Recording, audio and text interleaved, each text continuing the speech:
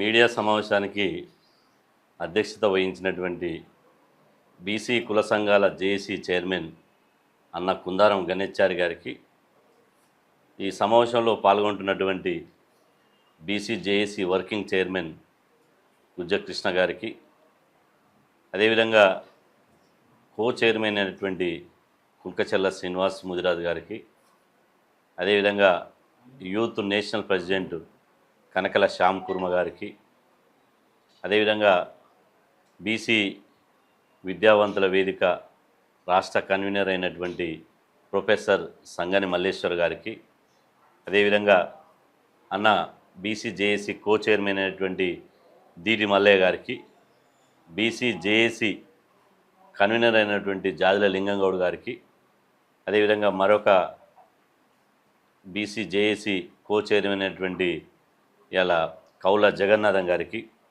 BC సంక్షేమ సంఘం రాష్ట్ర ఉపాధ్యక్షుడు గోదా వరుణ్ కుమార్ గౌడ్ గారికి, అదేవిధంగా గూడూరు భాస్కర్ మేరు గారికి, అదేవిధంగా బీసీ జేఏసీ కోఆర్డినేటర్ గజ్జల సత్యరాజ్ గౌడ్ గారికి, అదేవిధంగా లక్ష్మణ్ గారికి, మన శ్రావణి గారికి, అందరికీ ఈ మీడియా సమావేశంలో పాల్గొంటున్నటువంటి ప్రతి ఒక్కరికి పేరు పేరున హృదయపూర్వక నమస్కారాలు. ఈరోజు ఈ యొక్క ప్రధానంగా ఈ మీడియా సమావేశం యొక్క ఉద్దేశం తీగని గదిలే ఎక్కువ కొద్దిగా ప్రధాన ఉద్దేశం మీకు అందరు తెలుసు.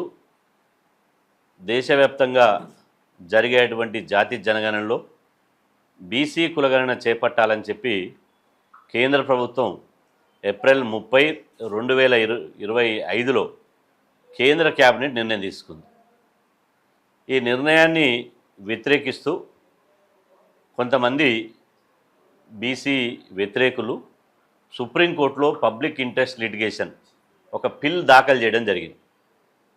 ఆ పిల్ దాఖలు చేసినటువంటి ధర్మిల సుప్రీంకోర్టు బెంచ్ మీదకి చీఫ్ జస్టిస్ ఎవరైతే సుప్రీంకోర్టు చీఫ్ జస్టిస్ గారు ఉన్నారో చీఫ్ జస్టిస్ గారు బెంచ్ ముందుకు ఈ కులగణన అంశం నిన్న విచారణకు రావడం జరిగింది.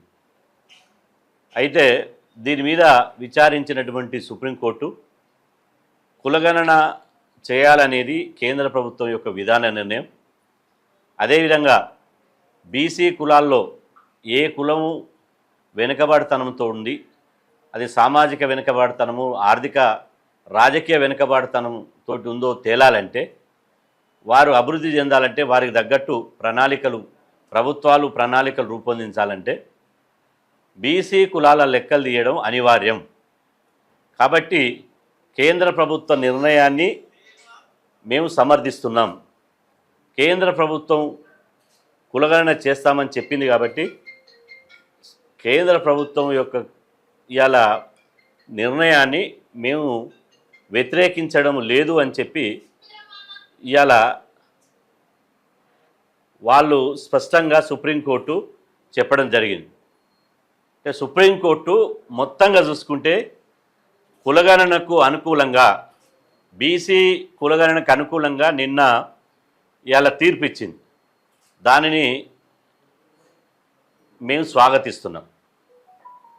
సుప్రీంకోర్టు యొక్క తీర్పు ఇది బీసీల విజయంగా భావిస్తున్నాం. సుప్రీంకోర్టు ఈ రకమైనటువంటి చాలామందికి భ్రమలు ఏమని ఉందంటే, కులగణన చేస్తాము, కులగణన చేయడం రాజ్యాంగ విరుద్ధం, కులగణన వల్ల దేశ భద్రతకు, అంతర్గత భద్రతకు ఇదొక సవాల్ లాంటిది. కాబట్టి కులగణన ఇలా చెల్లదు అని చెప్పి చాలామంది రిజర్వేషన్ వ్యతిరేకులు దేశంలో ఒక పెద్ద ఎత్తున చర్చకు తీసుకొచ్చారు. దీనిని ఈ కులగణన వ్యతిరేకులకు చెంప చెల్లు అనిపించే విధంగా ఒక చెంపపెట్టులాగా సుప్రీంకోర్టు నిన్న ఇలా తీర్పు ఇవ్వడం జరిగింది. అందుకు సుప్రీంకోర్టుకు దేశంలోని 80 కోట్ల మంది బీసీల పక్షాన ప్రత్యేకంగా ధన్యవాదాలు తెలుపుతున్నాం. ఈరోజు కులగణన జరిగితేనే, దేశవ్యాప్తంగా కులగణన జరిగితేనే దేశంలో బీసీలకు సామాజిక న్యాయం జరుగుతుంది. బీసీలకు జనాభా దామాష ప్రకారం రాజ్యాంగబద్ధమైన హక్కులు దక్కుతాయి. బీసీలు ఇప్పటిదాకా కులగణన లేకపోవడం మూలంగా, రాజ్యాంగబద్ధమైన రిజర్వేషన్ లేకపోవడం మూలంగా బీసీలు ఇలా ప్రభుత్వాల దగ్గర ఇలా దేయి అని అడుక్కునే పరిస్థితిలో ఉన్నారు తప్ప రాజ్యాంగబద్ధమైన హక్కులు లేకుండే. ఈ కులగణన చేయడం ద్వారా మాత్రమే రాజ్యాంగబద్ధమైన హక్కులు దక్కుతాయి. దీనికోసం మేము దశాబ్దాలుగా పోరాటం చేస్తున్నాం. ఒక్కరోజు 2 రోజులు కాదు, దశాబ్దాలుగా మేము పోరాటం చేస్తున్నాం. మా పోరాటం మూలంగానే ఇవాళ సుప్రీంకోర్టు ఇవాళ తీర్పు ఇచ్చిందని నేను భావిస్తున్నా. ఇక రెండో విషయం, నిన్న సుప్రీంకోర్టు తీర్పు వచ్చింది, కానీ ఇంతవరకు కేంద్ర ప్రభుత్వం నుంచి స్పందన లేదు. అదేవిధంగా దేశంలో ఉన్నటువంటి ప్రధాన ప్రతిపక్షాలు కానీ, అదేవిధంగా పార్లమెంటులో ప్రాతినిధ్యం ఉన్నటువంటి రాజకీయ పార్టీలు కూడా ఇంతవరకు స్పందించలేదు. దయచేసి సుప్రీంకోర్టు ఇచ్చినటువంటి ఈ కులగణన సానుకూలమైన తీర్పు మీద కేంద్ర ప్రభుత్వం, ప్రధాన ప్రతిపక్షాలు స్పందించాలని చెప్పి డిమాండ్ చేస్తున్నాం. ఇప్పుడు మధ్యాహ్నం నుండి ఇవాళ కేంద్ర క్యాబినెట్ సమావేశం జరుగుతుంది. మొదటిసారిగా పెద్ద ఎత్తున కేంద్ర క్యాబినెట్ మినిస్టర్లు, కేంద్ర సహాయ మంత్రులు, వీరందరితోటి కేంద్రంలో ఉన్నటువంటి మంత్రులతోటి మొత్తం ఇవాళ ఢిల్లీలో కేంద్ర క్యాబినెట్ సమావేశం జరుగుతుంది. ఈ కేంద్ర క్యాబినెట్ సమావేశం సందర్భంగా మేము డిమాండ్ చేస్తున్నాం, ఈ కేంద్ర క్యాబినెట్ సమావేశంలో సుప్రీంకోర్టు తీర్పిచ్చినటువంటి ఈ సమయం లోపల మీరు సానుకూలంగా నిర్ణయం తీసుకుని మేము ఖచ్చితంగా కులగణన చేసి తీరుతాం, దేశవ్యాప్తంగా కులగణన చేస్తాం, ఆ తర్వాత కులగణన వివరాల ఆధారంగా, కులగణన వివరాల డేటా ఆధారంగా జనాభా దామాష ప్రకారం రిజర్వేషన్లు కానీ, బడ్జెట్ కానీ, అదేవిధంగా సామాజిక విద్యా ఉద్యోగ రంగంలో బీసీల వాటా రాజ్యాంగబద్ధంగా మేము ఇస్తామని చెప్పి కేంద్ర ప్రభుత్వం ఈ జరిగేటువంటి కేంద్ర క్యాబినెట్ సమావేశంలో నిర్ణయం తీసుకోవాలని చెప్పి సందర్భంగా డిమాండ్ చేస్తున్నాం. ఇలా ఈ దేశవ్యాప్తంగా జరుగుతున్నటువంటి ఈ కులగణనలో, ఈ సెన్సెస్లో 2 దఫాలుగా 2 దశల్లో కేంద్ర ప్రభుత్వం జనాభా లెక్కలు మొదలుపెట్టింది. మొదటి దశ ఇలా కుటుంబాలను లెక్కిస్తుంది, రెండవ దశ ఇలా జనాభాను లెక్కిస్తుంది. కాబట్టి ఈ సుప్రీంకోర్టు తీర్పుతోటైనా కేంద్ర ప్రభుత్వం కళ్ళు తెరిచి, కేంద్ర ప్రభుత్వం మేల్కొని కేంద్ర ప్రభుత్వం ఇలా ఒక మాటలు చెప్పాలంటే దున్నపోద్దు నిద్ర వీడి ఈ కులగణన మీద ఇలా కుటుంబాలు ఏదైతే మొదటి దఫాలో కుటుంబాల లెక్కింపు జరుగుతుందో, ఎస్సీ ఎస్టీ కుటుంబాలు ఎట్లయితే ఇలా లెక్కిస్తుర్రో అదేవిధంగా బీసీ కుటుంబాలను కూడా లెక్కించాలని చెప్పి సందర్భంగా డిమాండ్ చేస్తున్నాం. బీసీ కుటుంబాలను లెక్కిస్తేనే, ఒకవేళ కేంద్ర ప్రభుత్వం కులాల వారీగా జనాభా లెక్కలు తీయాలనుకుంటే కుటుంబాల లెక్క సంఖ్య తెలిస్తేనే కులాల లెక్క సంఖ్య తెలుస్తుంది. ఇలా తెలంగాణలో కానీ ఇప్పటి వరకు భారతదేశంలో సమగ్ర కులగణన జరిగినాయి. సమగ్ర కులగణన ఎట్లా జరిగినాయి? 3 రాష్ట్రాలు సమగ్ర కులగణన చేపట్టినాయి. 1 బీహార్, 2 తెలంగాణ, 3 కర్ణాటక. 3 రాష్ట్రాల్లో 1931 తర్వాత ఇప్పుడు 1931 తర్వాత ఇప్పుడు ఇవాళ కులగణన జరిగింది. ఆ కులగణన ఎట్లా జరిగింది? 3 రాష్ట్రాల్లో కులగణన ఎట్లా జరిగిందంటే, మొదట ఒకవేళ బీసీ జనాభా లెక్కలు తీయాలని అనుకుంటే తెలంగాణలో ఏం చేశారు? మొదట బీసీ కుటుంబాల లెక్క తేల్చారు, ఆ తర్వాత బీసీ జనాభా లెక్క తేల్చారు. అంటే బీసీ కుటుంబాల లెక్క తేల్చకుండా బీసీ కులాల జనాభా లెక్క తేల్చాలంటే అది శాస్త్రీయతంగా ఉండదు, అథెంటిక్గా ఉండదు.